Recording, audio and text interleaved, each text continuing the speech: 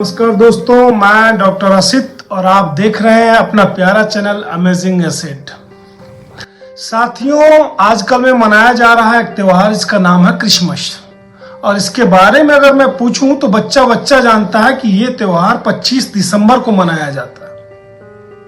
हर एक आदमी को पता है कि ईसाई धर्म के जो भगवान है जीसस क्राइस्ट, उनका जन्म इस दिन हुआ था। सिंपल। जो रिलीजियस लोग हैं, टीचर लोग हैं, वो थोड़ी और डेप्थ में जाके आपको बता देंगे कि भाई बेल क्यों बजाया जाता है, किस तरीके से ये जो आप कह सकते हैं कि मतलब नेगेटिव चीज़ों को दूर भगाता है, गुड एंड जॉयफुल चीज़ों के आने की एक जो साउंड है ना, जो उसका उस चीज़ का कहीं ना कहीं ये प्रतीक है एक तरीके से। बात करें स्टार्स की, हमेशा चमकते रहें, इस इंडिकेशन के साथ, इस मैसेज के साथ आता है स्टार। ओरिजिनली 8 एंगल्ड स्टार होता है क्रिसमस में जो यूज होता है, जो कि बेसिकली कहीं ना कहीं ये क्रॉस को डिनोट करता है। It's good. लेकिन अगर मैं आपसे ये पूछूं कि भगवान श्री राम का जन्म कब होता है, रामनवमी कब है, जब मैं आपसे ये पूछूं जन्माष्टमी कब है, जानते हैं आप लोग? चलो 2025 का छोड़ो, मैं ये पूछता हूं कि 2024 में कब मनाया आपने? शायद ही याद हो। क्यों शायद ही याद हो? क्योंकि हमने कभी इन चीजों को जानने की कोशिश ही नहीं की, कभी हमने इन चीजों के ऊपर ध्यान ही नहीं दिया।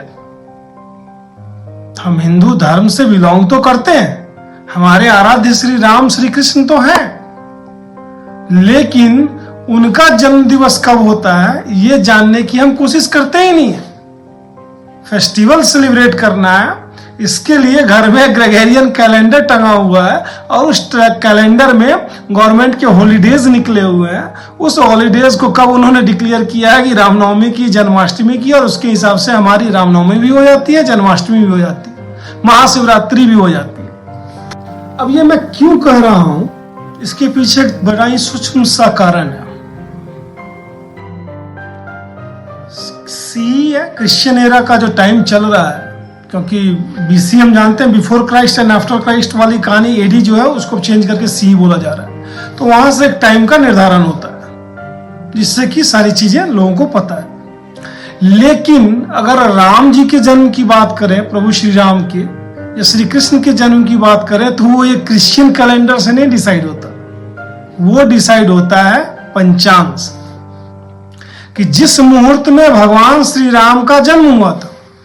अगर मैं बात करने लगूं तो कईयों को तो ये भी नहीं पता होगा कि भाई पुष्य नक्षत्र में चैत्र मास में शुक्ल पक्ष में नवमी तिथि को उनका जन्म हुआ था।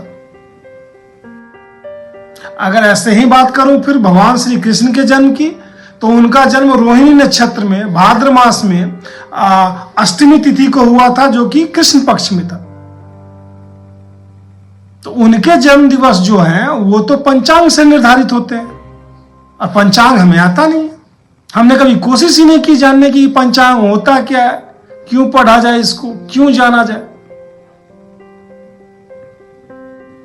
साथियों, वैदिक पंचांग जो होता है, जैसा कि नाम से ही स्पष्ट है, पंच अंग यानी कि 5 अंग हो, जिसके अपने आप में एक कंप्लीट साइंस है, और छोटा मोटा साइंस नहीं है। मैं आपको बता दूं, बहुत बड़ा साइंस है ये। इसको मैं एक सिंपल एग्जांपल से आपको बताता हूं कि नासा की जो फिजिकल ऑब्जर्वेटरी है ना, वो बताती है कि भाई लूनर इक्लिप्स कब होगा, सोलर इक्लिप्स कब होगा। हमारे यहां गांव में जाके एक अदने से पंडित से आप पूछ लो ना कि पंडित जी सौर ग्रहण कब होगा, चंद्र ग्रहण कब होगा, वो पंचांग निकालते हैं और देख करके ग्रहों की गणना से बता देते हैं। आप सोचो कितना बड़ा साइंस है। लेकिन हमने, दुर्भाग्य यह है इस हिंदू सनातन धर्म का, क्योंकि हमने इसको कभी भी समझने की कोशिश ही नहीं की। अगर हम खुद अपने धर्म को नहीं जानेंगे देखो, प्रोपेगेटेड होती हैं चीजें, इन चीजों को आप ऐसे समझो।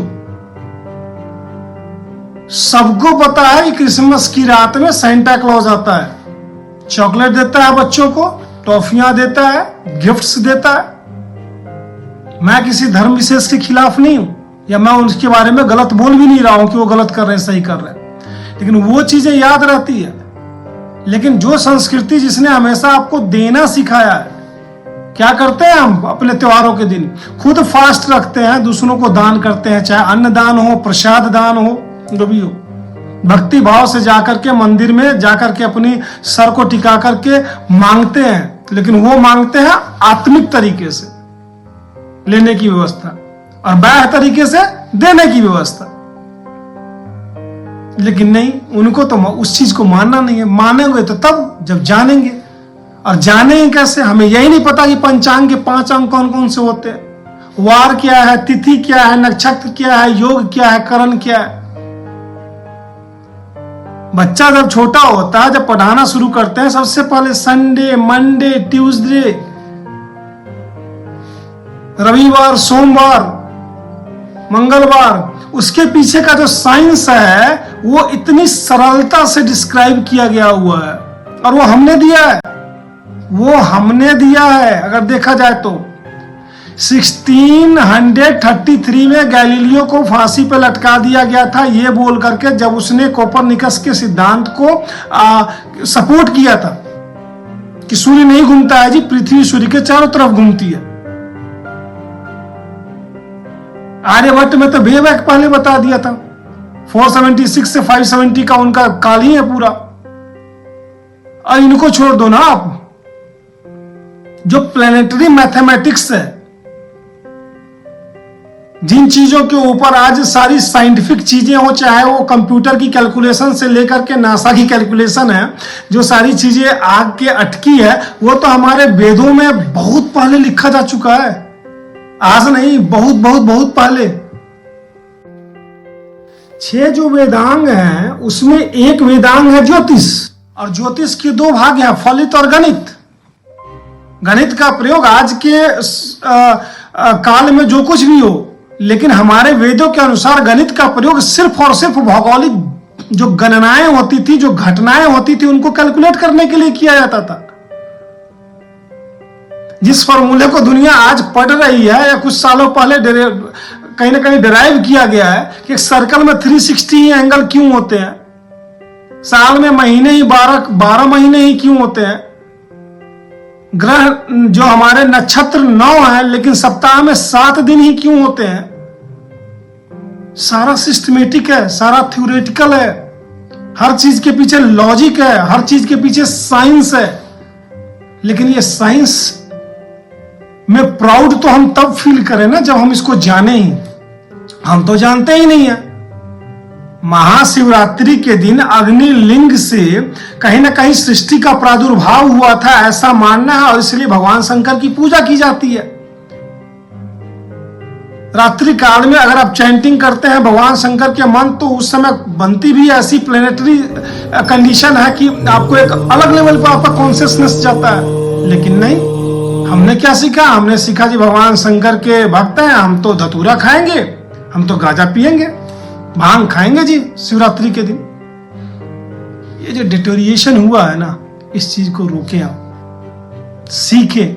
मैं नहीं बोल रहा हूं कि पंचांग में घुस करके आप ज्योतिष गणना शुरू कर दें, आपकी इच्छा है तो आप ऑफकोर्स करें, लेकिन एटलीस्ट इतना तो जाने कि विक्रमी पंचांग क्या है, तमिल पंचांग क्या है, बंगाली पंचांग क्या है, मलयाली पंचांग क्या है।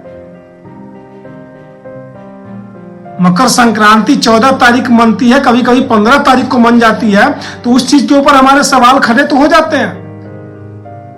लेकिन कभी कुछ तो लगाएं कि भाई 14 के बदले 15 को क्यों हो रहा है। साउदर्न हेमिस्फीयर से नॉर्दर्न हेमिस्फीयर में सन का मूवमेंट हो रहा है, इसलिए मकर संक्रांति मन नहीं है। 110% लॉजिकली सपोर्टेड विथ साइंस। और जिस दिन आप इसको जानना शुरू कर देंगे ना, उस दिन आपको अपने धर्म में ही नहीं, अपने वेदों में ही नहीं, अपने ज्योतिष में ही नहीं, जो हमारी सनातन धर्म की जो कहीं ना कहीं चीजें हैं ना, उसमें ही नहीं, अपने आप में ही बहुत प्राउड फील होगा। तो मेरा बेसिक इस वीडियो के माध्यम से अनुरोध कह लें आपसे ये है, या फिर यूं कह लें कि एक तरीके से कहीं ना कहीं एक जागृत करने की कोशिश की है कि आप अपने पंचांग को, अपने वेदों को, इन चीजों को अवश्य पढ़ें, अवश्य जानें, जो मौलिक ग्रंथ हैं इनको। मैं नहीं बोल रहा हूं कि आप इसमें घुस ही जाओ और हम जाओ, लेकिन मैं इतना अवश्य बोल रहा हूं कि इनकी जानकारी आपको होनी चाहिए। जब गांव में बैठा हुआ है एक पंडित जिसके पास बहुत बड़ी डिग्री नहीं होती है ना, वो कैलकुलेशन कर सकता है parallel to the scientist of the NASA, जो कि फिजिकल ऑब्जर्वेटरी में बैठ करके और वहां पे सैटेलाइट की पिक्चरों के बेस पे कर रहे हैं, तो हम तो कर सकते हैं ना, हम अपने बच्चों को सिखा सकते हैं ना। Come on. इस न्यू ईयर में रिजोल्यूशंस लेते हैं आप लोग, एक नया रिजोल्यूशन ले,